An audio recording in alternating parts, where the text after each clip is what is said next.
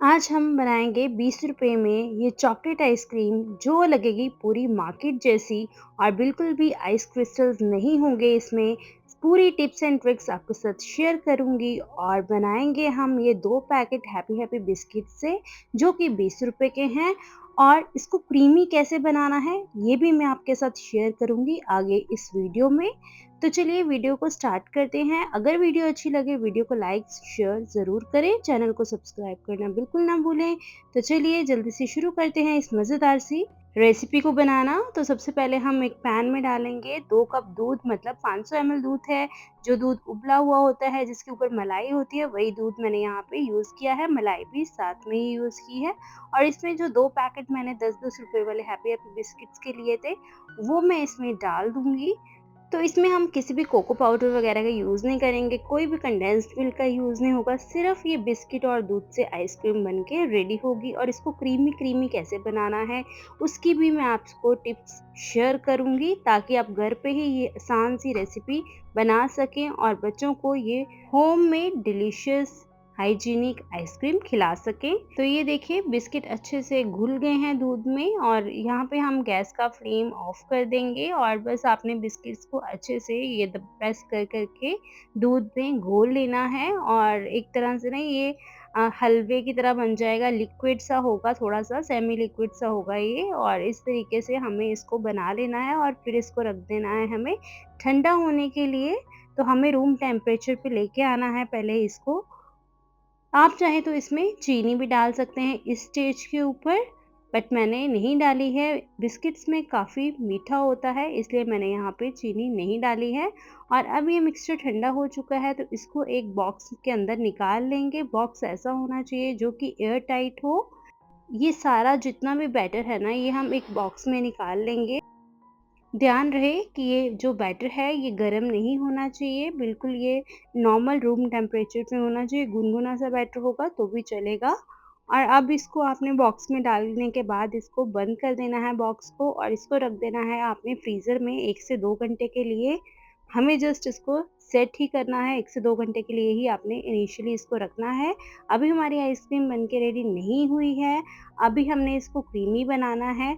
तो उसके लिए हमें क्या करना पड़ेगा, हम क्या करेंगे ना ये जो 2 घंटे के बाद ये जमी हुई बैटर है उसको हम निकालेंगे और इसको जार में डालेंगे। जो आपका मिक्सी का जार है, कोई बड़े वाला जार ले लें और उसमें ये आप डाल दें। और इसमें हम डाल देंगे थोड़ा-सा मिल्क पाउडर, मैंने यहाँ पे 3 से 4 चम्मच मिल्क पाउडर के डाले हैं।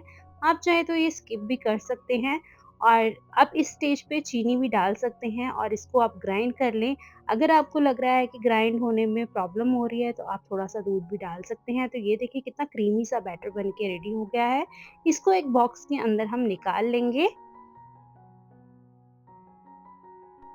तो ये देखिए कितना क्रीमी-क्रीमी ये बैटर बना है और इसमें बिल्कुल भी आइस क्रिस्टल्स नहीं जमेंगे, वो भी मैं आपको आगे बताती हूँ।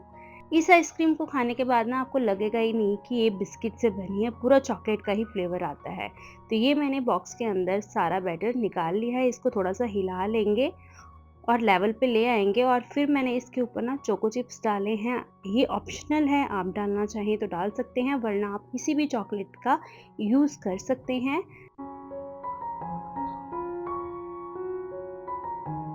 तो अब ना आपको इसको कवर करना है किसी भी पन्नी से या फिर क्लिंग रैप, अगर आपके पास है तो आप उससे कर सकते हैं, नहीं है तो कोई भी पन्नी आप आपके किचन में अवेलेबल हो तो आप उसका भी यूज़ कर सकते हैं। बस आपने इस बैटर को इतना अच्छे से ढकना है कि इसमें बिल्कुल भी आइस क्रिस्टल्स ना जमे। बिल्कुल आपने ऊपर वाली सतह से इसको टच कराना है पन्नी को और फिर आपने इसको अच्छे से बंद करके फ्रीज़र के अंदर रखना है।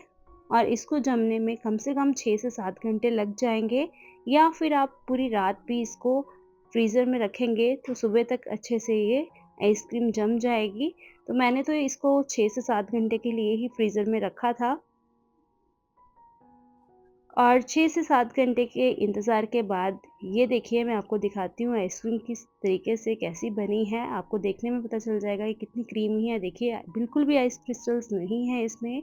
और मैं आपको स्कूप भी बना के इसका दिखाती हूँ। ये देखिए कितने अच्छे तरीके से इसका स्कूप बन रहा है और ये देखने में लग रही है ना पूरी चॉकलेट आइसक्रीम।